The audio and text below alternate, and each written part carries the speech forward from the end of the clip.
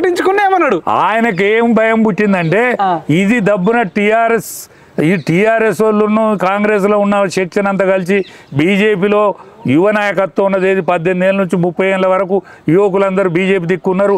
ఇది బీజేపీ వశం అయితే నెక్స్ట్ టార్గెట్ ఆంధ్ర కదా. అదే ఆయనకున్న పలుకుడును ఇన్ఫ్లుయెన్స్ను ఉపయోగించి ఇక్కడున్న బీజేపీని ఆగం చేసిండు ఆయన. ఆయన కోసం, ఆయన కొడుకు కోసం.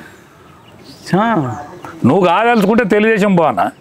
ఇప్పుడు మీరు ఒక్కటి స్ట్రైట్ ఆన్సర్ చెప్పండి అన్న. చెప్పు.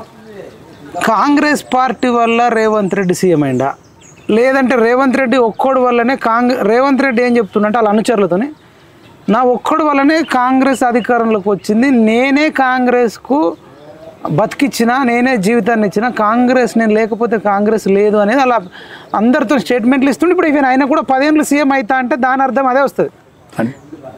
అది ఆ స్టేట్మెంట్ కరెక్టా, లేకపోతే ఈయన తెలుగుదేశంలో ఉన్న సీఎం అయ్యే సత్తా ఉంది, బీజేపీలో ఉన్న సీఎం అయ్యే సత్తా ఉంది,